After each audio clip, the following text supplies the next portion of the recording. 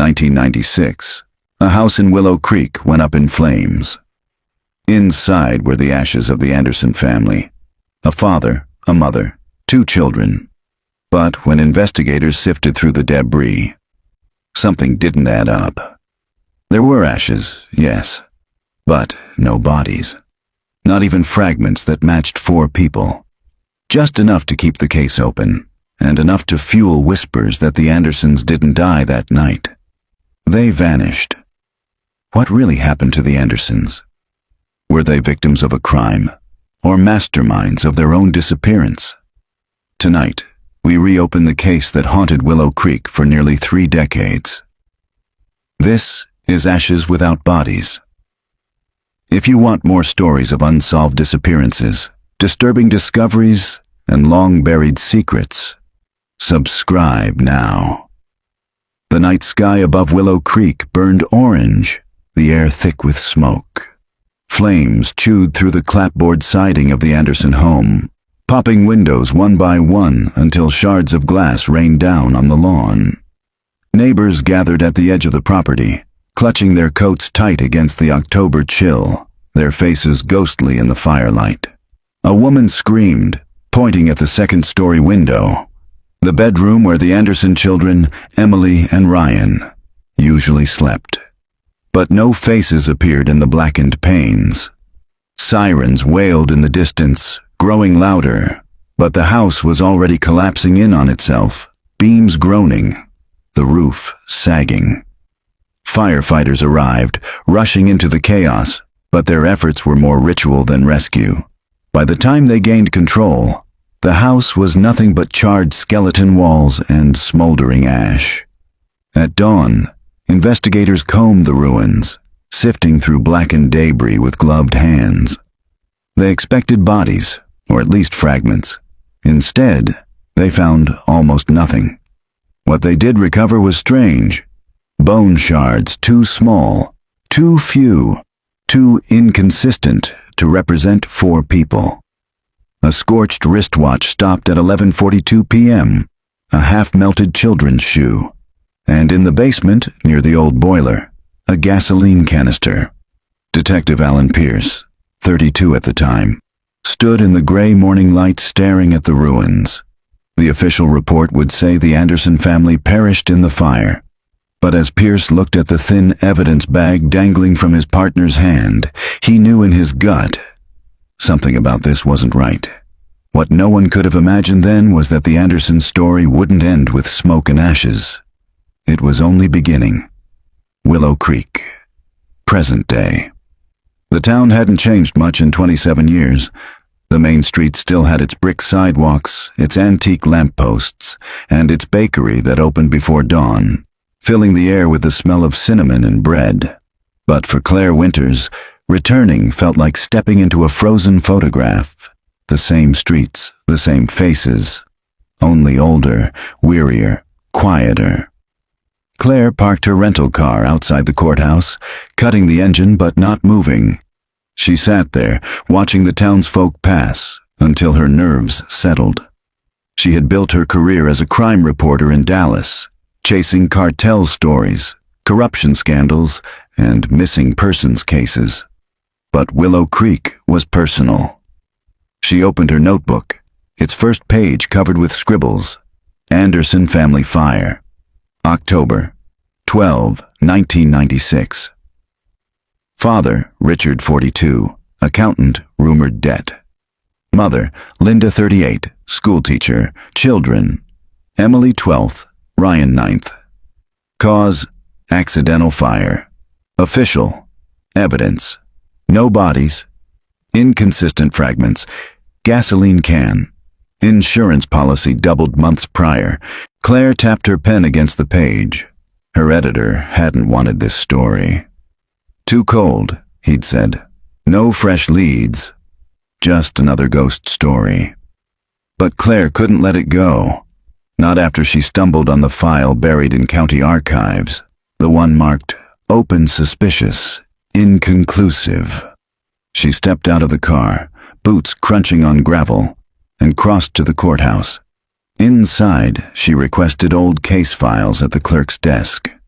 The clerk, a gray-haired woman who wore glasses on a chain, narrowed her eyes. "You're not the first reporter to come sniffing around about the Andersons," she said. "That story's cursed." "Always has been," Claire smiled politely. "Maybe it just hasn't been told right." The clerk sighed, then disappeared into the back, returning minutes later with a cardboard box. It was heavier than Claire expected. She carried it to a wooden table in the corner, heart pounding as she opened the lid. Inside were brittle photographs, scorched fragments in plastic bags, and stacks of handwritten reports. She pulled out the first report, dated October 13th, 1996. The handwriting was tight and slanted. "Detective Alan Pierce." She read aloud under her breath. "Cause of fire. Gasoline accelerant confirmed. Expected remains of 4 occupants not found. Only fragments consistent with 2 individuals, possibly adult. No confirmation of children. Status: suspicious. Recommend further investigation." Claire frowned. The official story said all 4 perished, but here was Pierce, on record, saying otherwise. She dug deeper, finding photographs of the ruins. One image made her stop cold. It showed the Andersons' living room, blackened but recognizable. In the corner, against the fireplace, sat a child's backpack, half melted, but intact enough to reveal the stitched name in bright thread. Emily A. Claire touched the photograph, her throat tightening. Children didn't just disappear, not without someone noticing. She flipped to another document, a transcript of a witness interview. Mrs. Collins, the neighbor across the street, claimed she saw the Anderson station wagon leaving the driveway the night of the fire. "Before the flames," the transcript read. "I remember the headlights. I thought it was strange." So late at night, Claire leaned back in her chair, her mind spinning. If that account was true, the Andersons hadn't died in the fire at all. They'd left before it started. The courthouse clock chimed noon, pulling her from her thoughts. Claire gathered copies, paid the clerk, and walked out into the sunlight. She felt the case pulling her in, its weight pressing against her ribs. Back at her car, she checked her phone. A voicemail blinked. She pressed play. A man's voice, gravelly, low. "Miss Winters, this is Detective Pierce. Retired now. I hear you're digging up the Anderson case. Meet me tonight, 8 o'clock, Old Willow Creek Diner. Don't tell anyone. Some things are better spoken face to face." The message ended with a click. Claire sat frozen, phone in hand. Pierce was alive, and he was still thinking about the Andersons. She looked out across Main Street, where the shadows were lengthening, and felt a chill crawl up her spine. This was no longer just a cold case. Someone wanted it opened. The Willow Creek Diner had been standing since the 1950s, its neon sign buzzing faintly in the twilight. The red letters that once spelled "Eat Here" had faded to a dull pink, but the place was still the heart of the town after dark. Farmers, truck drivers, and old-timers sat in cracked leather booths, nursing coffee as though it were medicine. Claire parked across the street and checked her watch. 7:52 p.m. She could see him already, Detective Alan Pierce, sitting in the corner booth, back against the wall, eyes on the door. He was older now, maybe in his late 50s, with a graying beard and the kind of posture that came from years of carrying weight no one else wanted. She crossed the street, entered, and slid into the booth opposite him. "You look just like a reporter," he said, his voice low, the trace of a smile tugging at one corner of his mouth. "Not sure if that's a compliment." "It's an observation." He slid a mug of coffee toward her. "You drink?" "Only when it's this late," she said, wrapping her hands around the chipped mug. For a while, they sat in silence, the hum of the neon sign outside mixing with the hiss of the coffee machine. Finally, Claire leaned forward. "You left me a message. You said some things were better spoken face to face." Pierce's eyes were tired, but sharp. "I didn't want to say it on the phone. The Anderson case, It's not what the record says. I've read your initial report, Claire said. You wrote that the remains were inconsistent. That maybe only 2 people died. He gave a dry laugh. That report was buried before the ink dried. Higher-ups didn't want questions. Insurance company was breathing down their necks. The town wanted closure, so the official line became, "Family perished in the fire." End of story, but you didn't believe it. No. He stirred his coffee absently. Fires leave bodies even when they burn hot, teeth, long bones, something. But that night, we had fragments. Not enough for 4 people, not even enough for 3. And the fragments we did have, well, they didn't all match. Claire frowned. What do you mean? One piece we tested came back female, adult. Another, inconclusive but possibly male, adult. Nothing matched the children. Nothing. But when I pushed for further analysis, the samples disappeared from evidence. Disappeared? Gone, he said flatly. Evidence locker said they were signed out, but no record of who signed them. When I asked questions, my sergeant told me to drop it, said I was seeing patterns in ashes. Claire scribbled notes in her pad, her pulse quickening. What about the neighbor? She asked. Mrs. Collins said she saw the Andersons' car leaving the driveway before the fire. Pierce nodded slowly. I interviewed her myself. Sharp woman. Not the type to imagine things. But by the time the official report was filed, her statement was missing too. Replaced with something sanitized. Mrs. Collins heard noises consistent with the fire starting. Total rewrite. Claire leaned back, the diner light buzzing above them. So you believe the Andersons didn't die that night? I believe they left before the fire, Pierce said.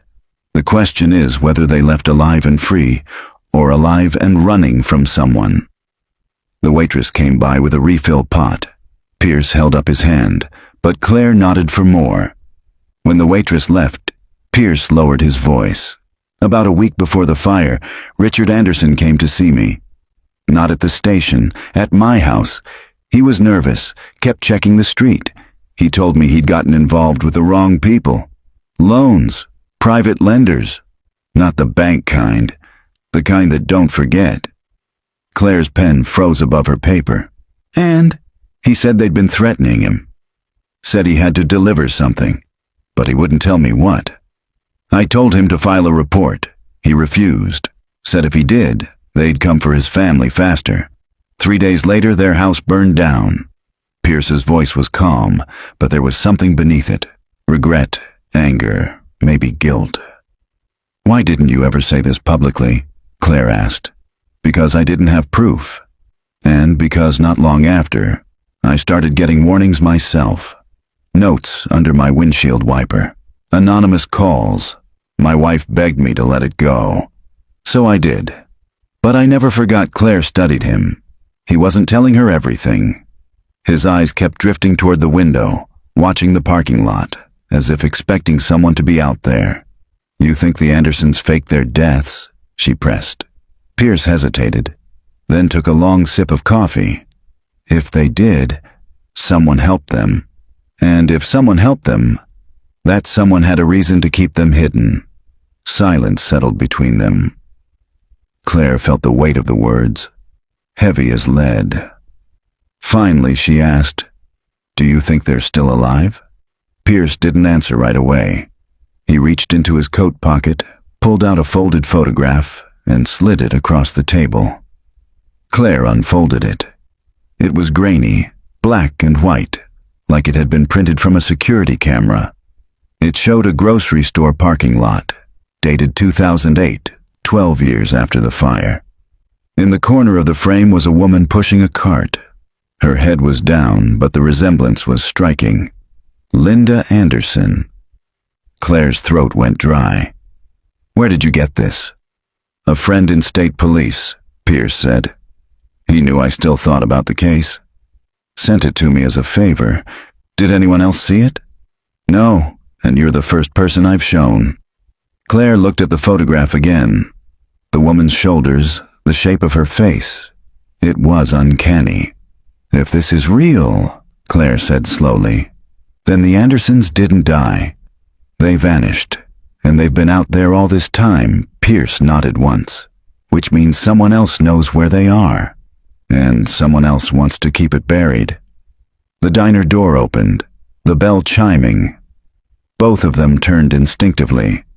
A man in a baseball cap walked in, head low, ordering coffee to go. Nothing unusual. Still, Claire noticed Pierce's hand tighten around his mug. "Careful, Miss Winters," he said softly. "The deeper you dig, the darker it gets, and some people don't like ghosts being disturbed."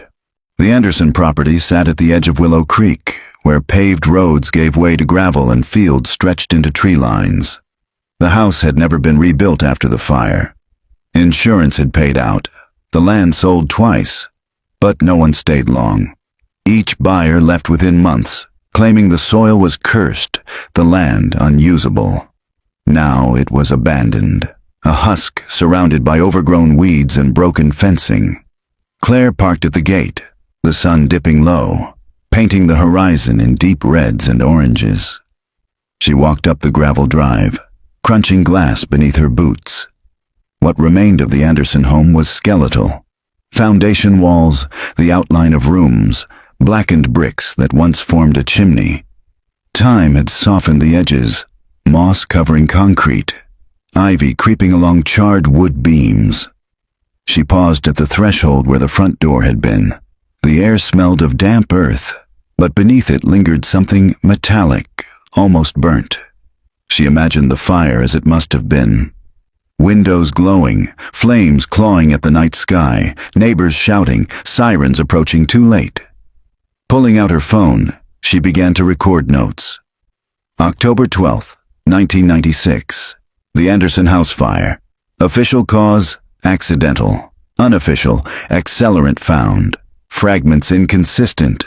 No confirmed remains of children. Her voice sounded small against the silence of the ruins. She stepped inside, careful where the floor had collapsed into the basement. The living room was still recognizable. The outline of a hearth, scorched tiles. Her flashlight beam swept across the debris, and then she saw it.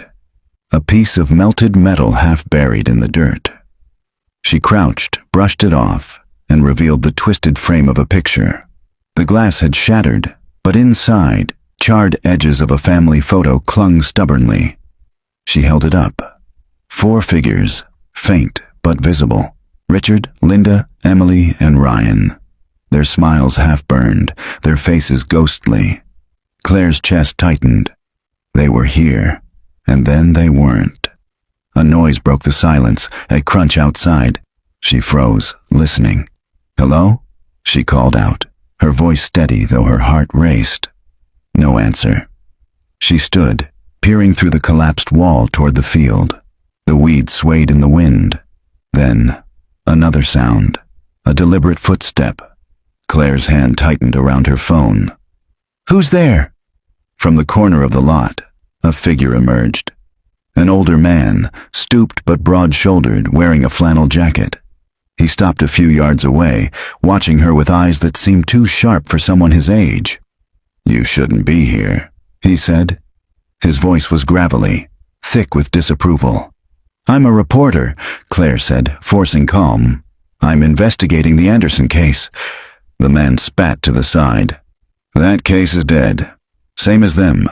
"Do you live nearby?" she asked, lowering her phone but keeping the recorder on. "Used to," he said. "Watch this place burn from my porch. Whole town did." She studied him. His skin was weathered, his hands rough, the hands of someone who worked outdoors, but his gaze was unnerving, locked on hers without blinking. "Did you know the Andersons?" she asked. The man shifted, the question hanging. Everyone knew them. Good family. Or so we thought. "What do you mean?" "They weren't saints. Richard had debts, people coming by late at night, cars idling on the road. He was desperate." The man's mouth twisted. "And desperate men do desperate things." Claire took a step closer. Do you think they faked their deaths? He let out a harsh laugh. Faked, murdered, vanished, take your pick. What matters is they're gone, and digging won't bring them back. His tone sharpened. Final. He turned, starting back toward the trees. Claire called after him. Wait, what's your name? He didn't answer. His figure melted into the tree line, swallowed by shadow. Claire stood there, breath shallow, heart pounding. Whoever he was, he knew more than he wanted to admit. And his warning wasn't just words. It was threat wrapped in truth. She returned to the ruins, scanning again with her flashlight. Near the kitchen, something glittered in the dirt. She crouched, pulling out a small object half buried in ash. It was a key, rusted but intact, attached to a tag so worn the letters were barely visible. She rubbed at it with her thumb until faint writing appeared. Sparrow Storage, Unit 47. Her pulse quickened. Storage. A place untouched by fire. A place that could still hold answers. She slipped the key into her pocket, stood, and looked once more at the ruined house. The setting sun cast long shadows across the broken walls. For the first time, she felt the chill of the Andersons' absence not just as mystery, but as presence. They weren't here, yet somehow, everywhere she looked, they were. The wind picked up, rustling the weeds, carrying the faintest sound of children's laughter. She knew it was only her imagination, but still, it followed her all the way back to the car. The Sparrow storage facility sat on the outskirts of Willow Creek, tucked between a disused rail line and a row of auto shops. Rows of corrugated metal doors stretched into the distance, each one identical but numbered in flaking white paint. A chain-link fence enclosed the lot, its gate secured with a keypad lock. Claire pulled in just after noon the next day. The October sky was pale gray, and a thin drizzle slicked the asphalt. She parked, walked to the office, and found a balding manager behind the counter, reading a hunting magazine. "Help you?" he asked without looking up. "I'm doing some research," Claire said, sliding the rusted key across the counter. "Found this at the old Anderson property. Says Sparrow Storage, Unit 47. Thought you might be able to tell me if it's still here." The man squinted at the key, then at her. "Andersons? That's going back some years, eh?" "Yes," Claire said evenly. "The family that died in the fire." He frowned, rubbed his jaw. "Unit 47, huh? Let me check." He disappeared into the back, returned with a logbook so old the pages were yellowing. He traced a finger down the lines. "Yep. Anderson, Richard. Rented in '95, paid for a year, never renewed. Unit's been sealed since sealed. Left alone. Sometimes we clear units, auction off what's inside if folks don't pay. But this one, it got marked Do Not Touch. Sheriff's request, back in '96. Guess it was tied up with their case." Claire's pulse quickened. "So it's still locked?" "Far as I know. You got the key." Looks like he studied her again, suspicion creeping in. "Why you poking around this?" "I'm a journalist," Claire said, flashing her press badge. "Cold case investigation." That seemed to satisfy him, if only barely. He sighed, grabbed a raincoat, and gestured toward the lot. "Come on, I'll show you." The rain picked up as they walked between the rows of units. Water dripped from the corrugated roofs, echoing in the silence. When they reached Unit 47, Claire's breath caught. The padlock was still there, rusted but intact. She slid the key in. For a moment it resisted, then with a reluctant click, it turned. The manager folded his arms. "You want me to stick around?" "No," Claire said softly. "This is better done alone." He shrugged. "Suit yourself. Don't make a mess." He walked off, boots splashing in the puddles. Claire pulled the lock, rolled up the door, and flicked on her flashlight. The unit smelled of dust and mildew. Boxes lined the walls, stacked neatly, their cardboard damp at the edges. A tarp covered something in the corner, a shape too tall and narrow to be just furniture. She started with the boxes. The first contained children's clothes, tiny sweaters, sneakers, a pink backpack embroidered with Emily. Claire's chest tightened. She touched the fabric. Perfectly preserved. The next box was stranger. Paperwork, bank statements, overdue notices, envelopes stamped final demand. She flipped through them, recognizing the pattern. Richard Anderson had been drowning in debt. Not just the bank, but names that weren't institutions. Handwritten notes on yellow slips. Payment due by Friday. No extensions. She set the papers aside and moved to the tarp. Her hands trembled as she pulled it back. Underneath stood two large plastic bins, sealed tight with duct tape. She pried one open. Inside were canned goods, water bottles, medical supplies, all dated 1995. A survival kit. The second bin chilled her more. Inside were passports, 4 of them. She pulled them out, one by one. Richard, Linda, Emily, Ryan, all authentic looking but with different last names. She flipped open Linda's. The photo was unmistakable, but the name read Linda Warren. Emily's was Emily Carter, Ryan's Ryan Carter. Her hands shook. These weren't backups. They were escape documents. She set them down, her heart hammering. The Andersons hadn't been planning for death. They had been planning to disappear. A sound broke her focus, a faint creak, like a footstep outside the unit. She froze, listening. Rain pattered on the metal roof, water dripped, but beneath it, yes, there it was again. She killed her flashlight and crouched low, heart pounding. Shadows shifted at the edge of the doorway. "Who's there?" she called, voice steady. Silence.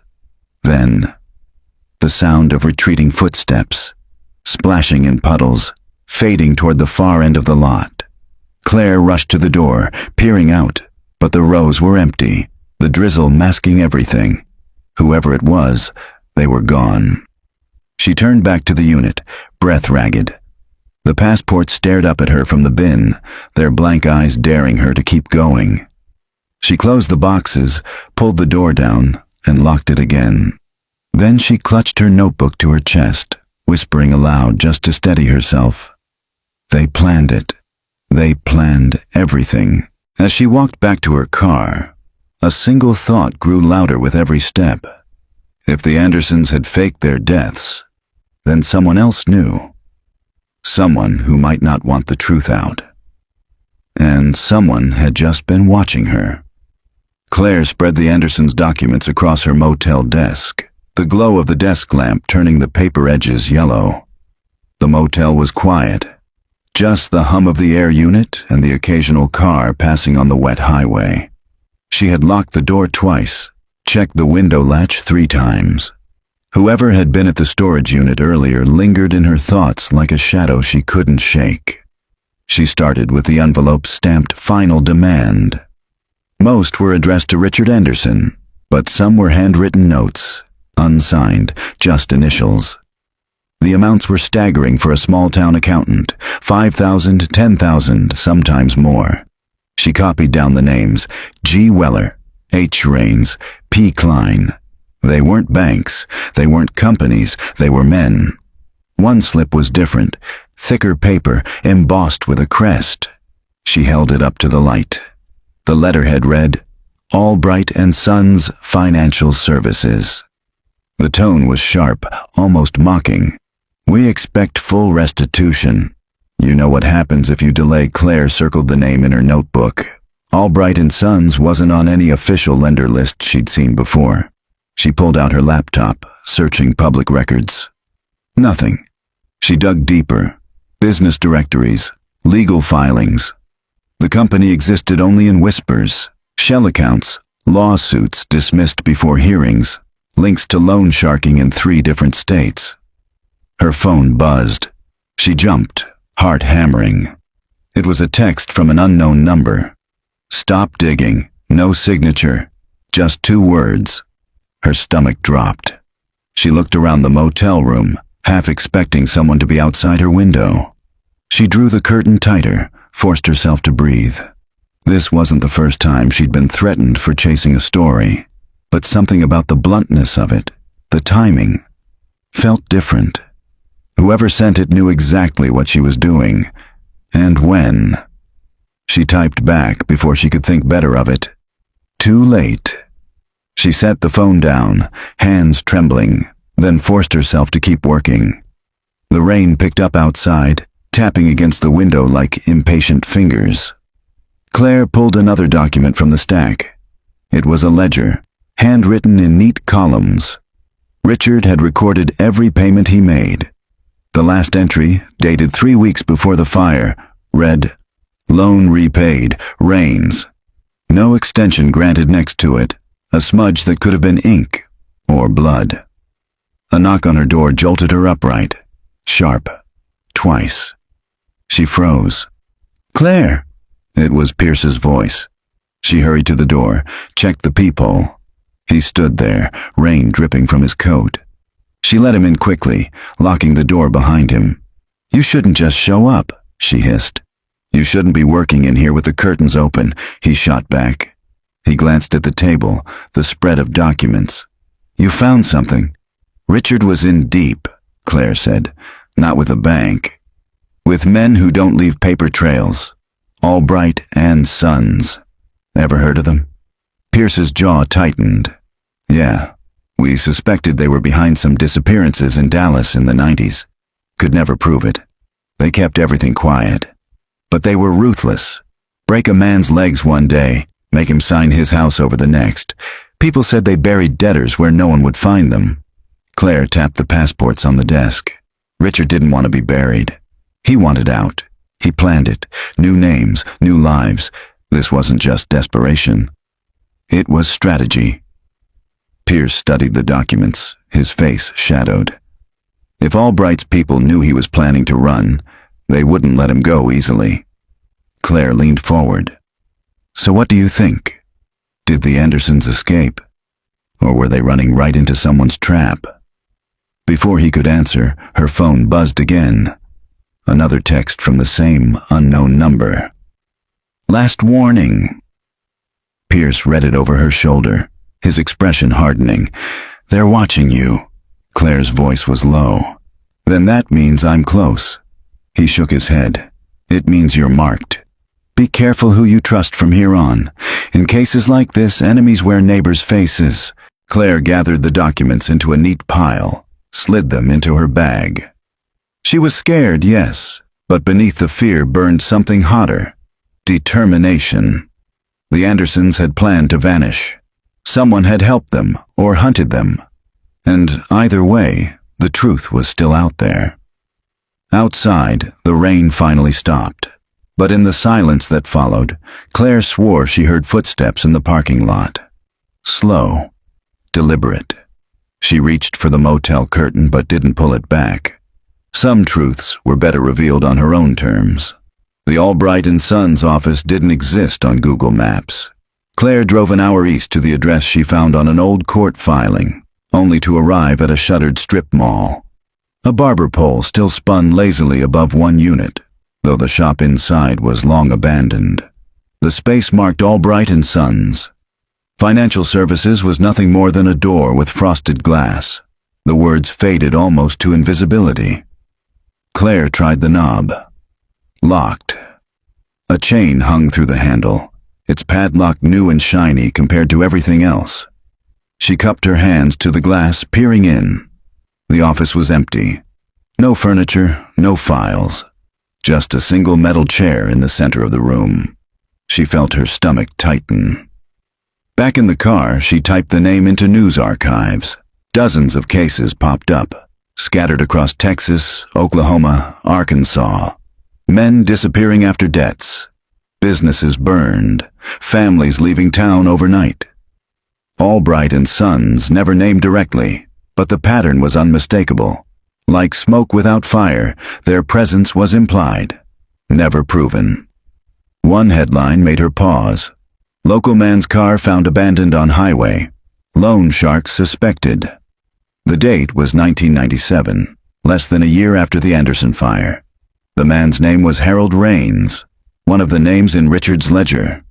Claire printed the article at the library nearby, folded it into her notebook. Then she checked public records. Raines had been declared legally dead in 2003. No body ever found. Her phone buzzed. Another text, same blocked number. You're next. She sat frozen, staring at the words. Her pulse thudded in her ears. She locked her phone, shoved it deep in her bag. She couldn't let them scare her off. At the courthouse, she requested access to archived police reports. The clerk, a gray-haired woman with half-moon glasses, sighed when she heard the name. Albright? Honey, those files are like ghosts. Officers tried for years, but no judge would touch them. Too many hands paid off. But there must be something, Claire pressed. The clerk disappeared, returned with a thin folder. Inside were scraps, a report of intimidation outside a grocery store, a witness statement claiming men in suits threatened to burn a farm.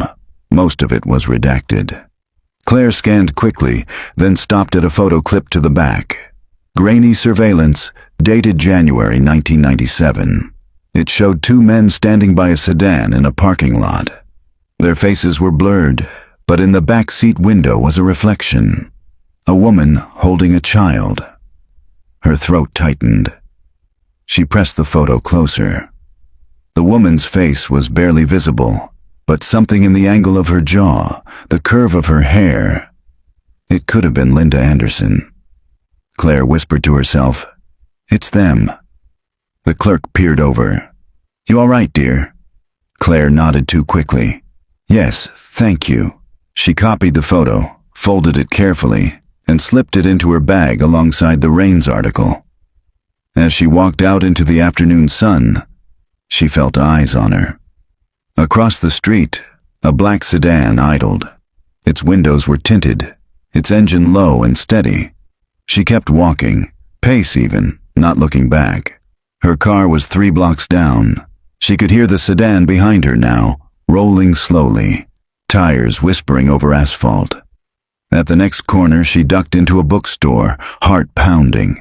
From the window, she watched. The sedan crept past, slowed, then moved on. Claire leaned against a shelf of paperbacks, forcing herself to breathe. The text messages, the sedan, the disappearing evidence. Someone didn't just want her off the story, they wanted her erased. But she had something now. Proof. If Linda Anderson was alive in 1997, the fire wasn't a tragedy. It was theater, and the people who helped her vanish were still out there.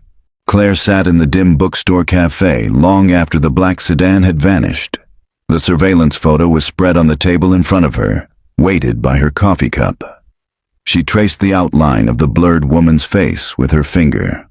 It wasn't proof, not in a courtroom, but in her gut she knew. Linda Anderson had lived past the fire. Her recorder was still running. "Day 4, she whispered into it. Evidence suggests the Andersons planned an escape, passports, survival supplies. Now this photograph, a sighting a year later. If true, it means everything official is a lie. She closed the recorder, but her mind didn't shut off. Instead, it drifted backward, building images she couldn't shake. She imagined the Andersons in those final days, not as case files or ashes, but as people. Richard Anderson hunched over the kitchen table, his calculator clicking furiously. The numbers never balanced. He wiped a hand across his face, staring at the columns of debt, the red ink circling tighter like a noose. Linda stood at the sink, drying dishes, her shoulders stiff. How much this time? He didn't look at her. Too much. "Richard!" Finally, he lifted his head. His eyes were tired, bloodshot. "They want 20 by Friday. We don't have 20. The clock on the wall ticked." Their daughter Emily patted in, clutching her doll. "Daddy, you promised to help me with my reading." Richard forced a smile, pulled her into his lap. "Of course, sweetheart." "Just give me 5 minutes," Linda watched them, her jaw tight. Later, after Emily went upstairs, she leaned close, Her voice was sharp, low. "We can't keep doing this." "They're not going to stop." Richard's hands shook as he lit a cigarette. "What do you suggest, Linda? That we just walk away?" "Yes," she snapped. "If the choice is between running and burying our children, then yes." "We walk." Richard stared at her, smoke curling between them. He wanted to argue, but deep down he knew she was right. Claire's vision dissolved as she blinked back into the present. She realized her fingers had clenched so tightly around her pen that her knuckles were white. She forced her hand open, breathing slowly. It was easy to imagine. Too easy. Maybe because the Andersons weren't just names in a file anymore. They were a family she could almost hear moving through that old house. Her phone buzzed. This time, not a blocked number. It was Pierce. "Where are you?" "A bookstore downtown." "Stay there. I've got something you need to see." 20 minutes later, Pierce slid into the booth across from her. He carried a manila folder, edges frayed. "Where did you get that?" Claire asked. "Friend at the State Archive," he said. "Never filed publicly. Guess they thought it was worthless, but it might change things." He slid the folder across. Inside were photocopies of transcripts. Interviews from '96. She scanned quickly until one caught her breath. Statement. Linda Anderson to friend, September 1996. "He says they'll come for us. That if we don't pay, they'll take Emily or Ryan as leverage. I can't sleep. Every car that drives by feels like the end. I told him we should just disappear." He didn't answer, but I saw in his eyes he'd already thought of it. Claire looked up sharply. "She said it. She said it." Pierce nodded grimly. They knew the fire wasn't survival. It was cover. The rain had started again, tapping against the cafe window. Claire closed the folder, slid it back. "They didn't die," she whispered. "They chose to vanish." Pierce's face was grave. "And someone helped them. Question is, why hasn't that someone spoken in 20 years? Silence like that doesn't come free." Claire thought of the sedan, the texts, the threats. Whoever had been watching her was part of that silence, enforcing it. She leaned back, the weight of it pressing down on her chest. She had chased stories before, corruption, fraud, political scandals. But this was different. This was a family clawing their way out of darkness, only to leave a trail of ashes behind. And someone, somewhere, still wanted the fire to burn. The diner smelled of fried onions and burnt coffee, the kind of place where the booths were cracked vinyl and the waitresses had worked the same shifts for 30 years. Claire slid into a booth by the window, recorder tucked in her bag, notebook ready. Across from her sat Evelyn Hayes, 73, her hands trembling slightly as she stirred her tea. Evelyn had been a neighbor of the Andersons in the '90s. Pierce had arranged the meeting, warning Claire she doesn't like talking about it. But she saw something. "You lived 3 houses down," Claire began gently. Evelyn nodded. "Watch those kids grow up. Emily used to pick dandelions from my yard. Ryan would ride his bike up and down the street, ringing that little bell till I thought my head would split." She smiled faintly. Then her expression clouded. They were good kids. Didn't deserve what happened. Claire leaned forward. "You were home the night of the fire?" Evelyn's hands stilled. She looked out the window, rain streaking the glass. "I saw the flames." Everybody did. By the time I got outside, the whole sky was orange. I called the fire department, but it was too late. Her voice dropped. "But that wasn't the last time I saw them." Claire's pen hovered above her notebook. "What do you mean?" Evelyn's eyes flicked to the door of the diner, as if afraid someone might overhear. It was months later. Maybe close to a year. I was visiting my sister in Dallas. We stopped at a roadside gas station on the way. And there they were. Richard, Linda, the kids. Standing by a different car, but it was them. I'd know Linda's face anywhere. Claire's pulse quickened. Did they see you? Evelyn's hands tightened on her teacup. Richard saw me. Our eyes met. I started to go over, but he shook his head. Just once, firm. Then they got in the car and drove off. Claire's throat was dry. Did you tell the police? Evelyn let out a bitter laugh. Of course I did. You know what they told me? Trauma makes people see ghosts. Said I was imagining things. After that, I kept my mouth shut. Claire closed her notebook slowly. You weren't imagining it. Evelyn's gaze sharpened. No, I wasn't. But listen to me, young lady. If you're digging this up, be careful. Those people Richard owed, they don't forgive. They don't forget.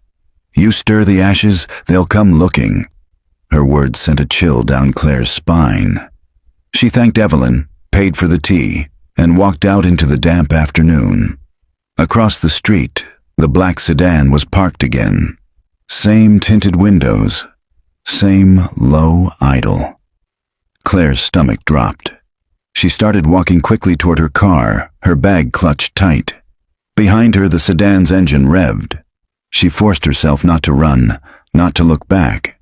She slid into her car, locked the doors, and started the engine. In the rearview mirror, she saw the sedan pull out, fall in line behind her. Her hands gripped the wheel. Evelyn's warning echoed in her head. You stir the ashes, they'll come looking. She turned onto the highway, the sedan matching every lane change. Her chest tightened, breath shallow. She dialed Pierce on speaker, voice shaking. I'm being followed. Where? Route 61 near the diner. Don't go home. Don't go to your motel. Drive to the station. I'll meet you there. She glanced at the mirror. The sedan kept its distance but didn't turn away. Her knuckles whitened on the wheel. She whispered to herself, They know. And the terrifying part wasn't that they were following. It was that they had been following all along. The police station felt like a fortress after the black sedan. Claire sat in a windowless conference room, arms folded tight, trying to steady her breathing. Pierce came in carrying a stack of folders. He set them down and sat across from her. They stayed on you until here. She nodded. Never more than 2 car lengths back. Pierce's jaw tightened. Classic tale. Whoever they are, they're organized. This isn't random intimidation. Claire leaned forward. Then we hit a nerve. Evelyn saw them alive. That changes everything. Pierce opened the folders. So will this. Insurance records. Took some favors to get these. The first page bore the Andersons' policy. $500,000, signed just 6 months before the fire. Beneficiary, Linda Anderson. Claire frowned. That doesn't make sense. If they all died, who collected? Pierce flipped a page. That's the thing. The claim was never paid out. Declared suspicious. Insurance investigators found inconsistencies. The missing bodies, the rushed fire report. So the money just sat. Frozen Claire scanned the file, her pulse quickening. $500,000, untouched. Until 5 years ago, Pierce said. He tapped the paper. A petition was filed by a trustee on behalf of the Anderson children. A judge released part of the funds, quietly, without media. Guess who the trustee was? He slid over a photocopy. The name leapt out at her. Harold Raines. Claire's stomach turned. The same man who vanished in '97. Pierce nodded grimly, except he didn't vanish right away. Before he disappeared, he managed to move money from the Anderson policy. We don't know where it went. Claire flipped through the rest of the documents. Transfers to shell accounts. Withdrawals in cash. A trail that fizzled into nothing. So either Raines was working with the Andersons, she said slowly, or he was working against them. Pierce's eyes met hers, and whichever it was, it cost him his life. The room fell silent, the hum of the fluorescent lights buzzing overhead. Claire exhaled. Richard knew the debts would swallow them, so he signed the policy. faked their deaths, hid the money. But then someone else, Rains, maybe Albright's people, got their hands on it. And the Andersons, she trailed off, her thoughts spinning. If they survived, they'd still need cash. They'd need someone to access it for them, unless someone cut them out, Pierce said. Took their money, left them stranded. The weight of it pressed down on Claire. If Linda and the children had lived, where were they now?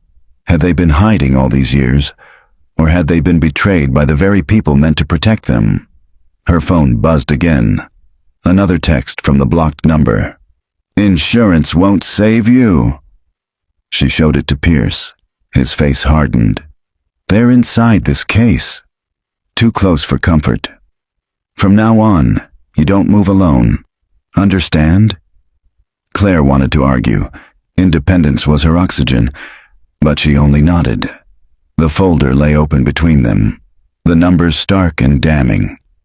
$500,000 meant to save a family had instead become bait in a trap. And Claire could feel the jaws closing. The county archives smelled of dust and mildew, the scent of forgotten decades. Claire followed Pierce down a narrow corridor lined with file drawers. At the far end, he pulled open one marked 1996, Fire Department reports. "These haven't been digitized," he said. "Most people don't bother digging this deep." Claire leaned over as he sifted through folders until he found one stamped with the Anderson address. He laid it across a wooden table beneath a flickering fluorescent light. The original fire investigation file was thin. Too thin. Claire's stomach tightened as she flipped through it. "Cause of fire, electrical," she read aloud. "Extent of remains, minimal presumed incineration. Case closed."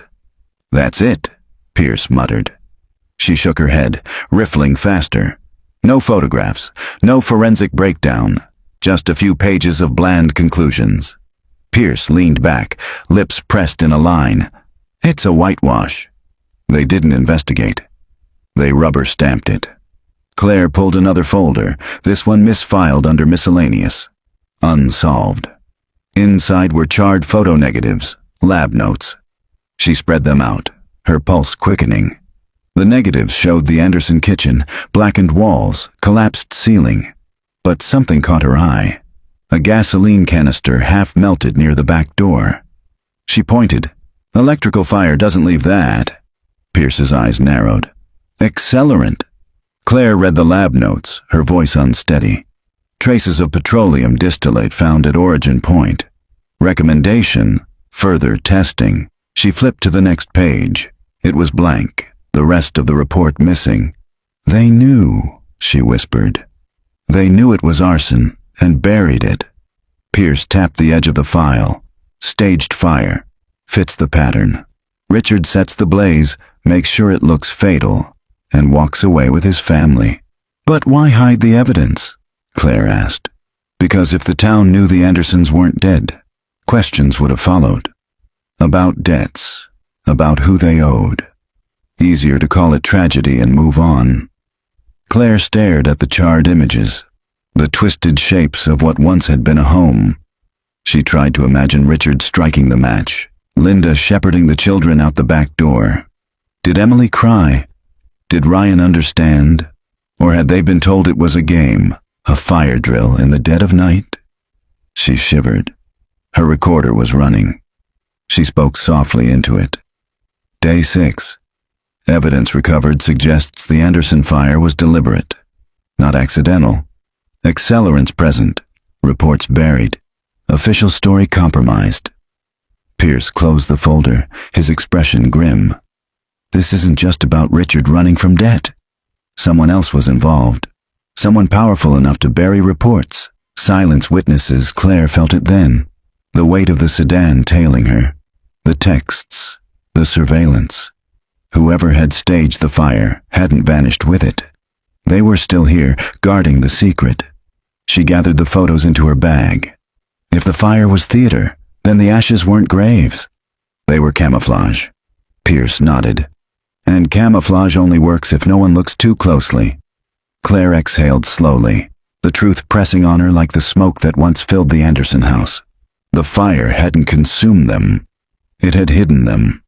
And now, with every page she turned, she was peeling back the smoke. The man lived in a house that looked ready to collapse. Shingles curled on the roof like peeling scabs, and the porch sagged beneath years of rain. Pierce parked a block away, killed the headlights. "Name's Daniel Voss," he told Claire. "Worked as a paramedic in the 90s. Resigned 2 weeks after the Anderson fire. No record since." Claire clutched her notebook. "You think he helped them escape?" Pierce nodded. "Or covered what really happened." They approached the house slowly. The screen door hung crooked, banging softly in the night breeze. Pierce knocked. For a long moment, nothing. Then footsteps. The door creaked open, revealing a gaunt man with hollow eyes. His skin was gray, lips cracked, as if secrets had dried him from the inside out. "You shouldn't be here," he rasped. "We just want the truth," Claire said, her voice steady. Voss studied them, then opened the door wider. "Come in, before someone sees." Inside, the air reeked of stale smoke and mildew. Newspapers covered the windows. The living room was littered with bottles, unopened mail, dust thick enough to write in. He lowered himself into a chair, gesturing for them to sit. His hands trembled as he lit a cigarette. "I was there that night," Voss said. "They called me, not 911. Said it was an accident, but Richard's eyes told me otherwise. The kids were shaking, clutching backpacks. Linda begged me not to report it. Said if the fire department came, they'd all die anyway, not from smoke, but from the men Richard owed." Claire leaned forward. "You helped them leave." Voss exhaled a stream of smoke. "Drove them to a safe house. Out past the river, where no one looked twice. Gave them medical supplies, food. That was the deal. After that, I never saw them again." "Who arranged it?" Pierce pressed. Voss hesitated, his eyes darting to the boarded windows. "People with money. The kind that don't sign their names. They called it a mercy. Said better to fake death than end up buried for real." Claire's recorder whirred softly in her bag. Her pulse hammered. "Where was the safe house?" Voss stubbed out the cigarette with a shaking hand.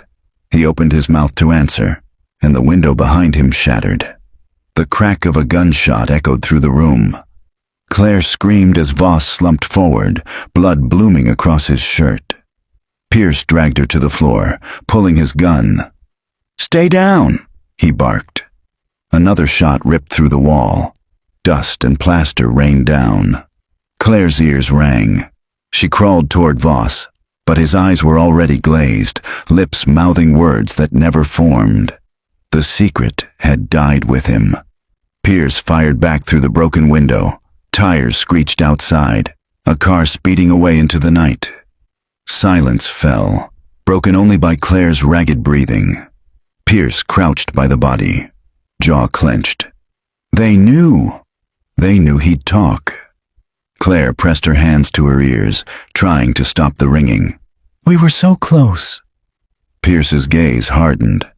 "Closer than they want. That's why he's dead." Claire stared at Voss, tears burning her eyes. She had begged for truth, and instead found another corpse. The ashes had never held bodies. The bodies were here, scattered, silenced, buried in ways fire could never erase. She whispered to herself, barely audible, "What did you see that made you worth killing tonight?" The farmhouse stood at the edge of a field gone to weeds, its windows black, its roofline crooked against the night sky. Pierce killed the headlights, parking a quarter-mile away. "This is it," he said. "The property Voss was circling around before he died. County records show it bought under a shell name in '96, never sold." Claire stared at the silhouette. Her chest was tight, breath shallow. "You think they were here? Maybe they still are." The walk through the field felt endless, grass brushing against their legs, the air heavy with the smell of damp soil. Every crunch of gravel seemed loud enough to betray them. The front door was locked, but Pierce shouldered it open. The hinges shrieked, the sound swallowed by darkness. Inside, dust thickened the air. Furniture lay draped in sheets. Cobwebs stretched like gauze. But the house wasn't empty.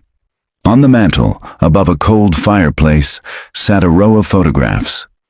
Claire froze, her flashlight trembling in her hand. They were family pictures: Richard, Linda, Emily, Ryan. The children's faces older than in any public record.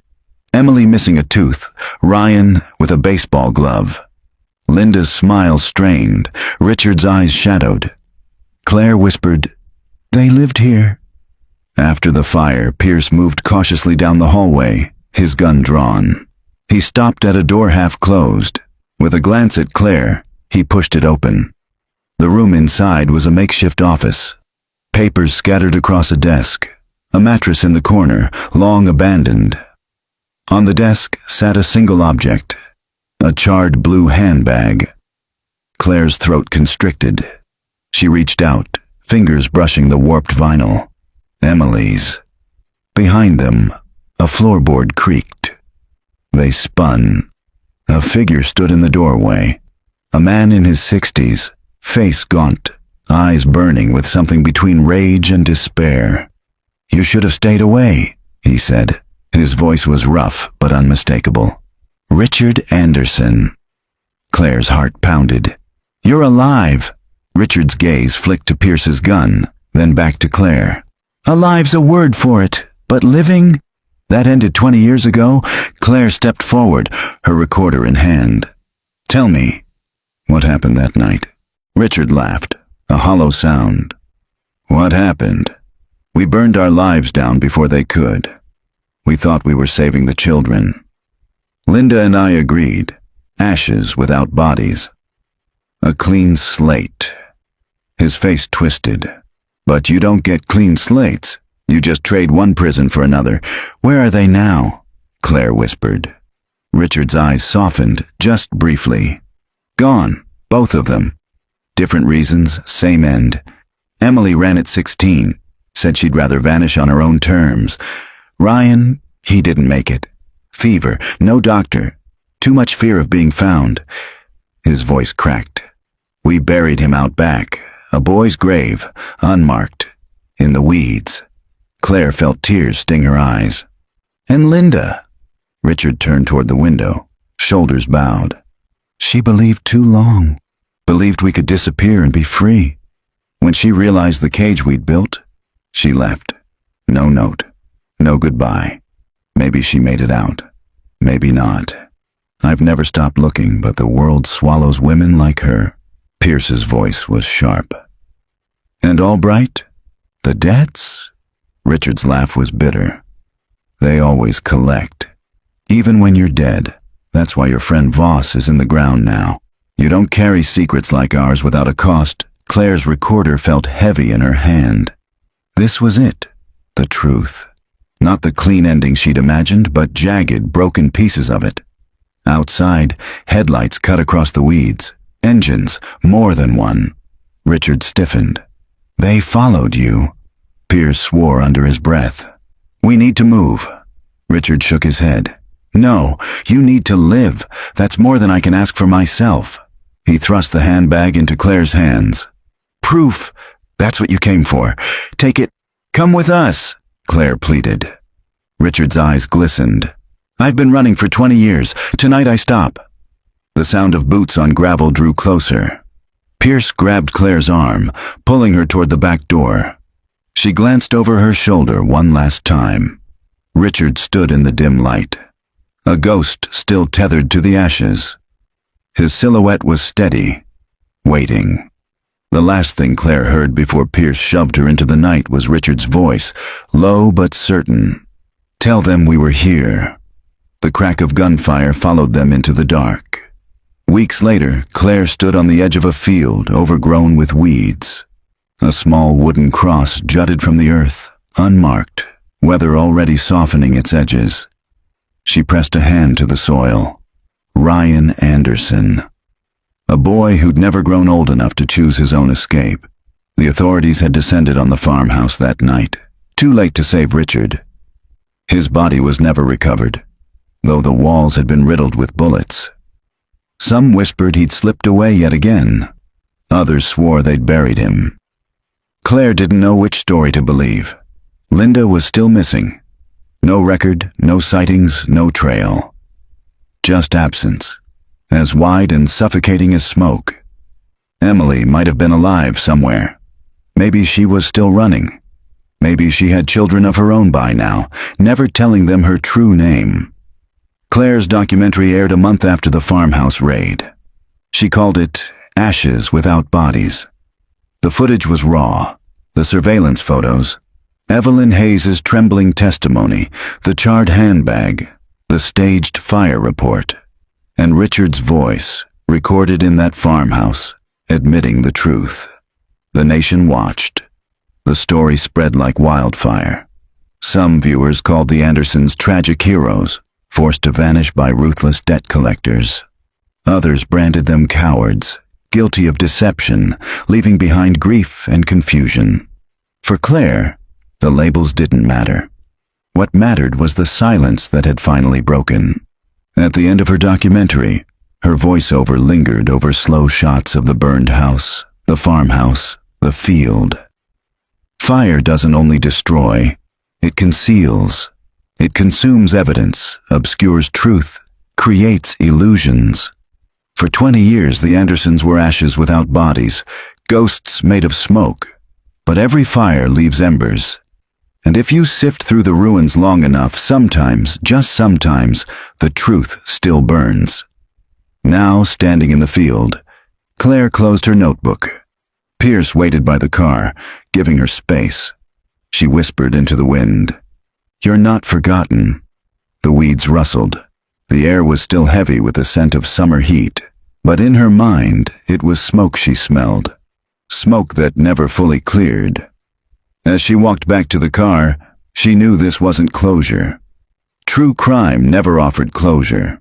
Only fragments, broken truths, and the ache of what could never be undone. But she also knew this. The Andersons were no longer just names in an old file. They were a story, a warning, and a wound that would keep bleeding long after the smoke was gone.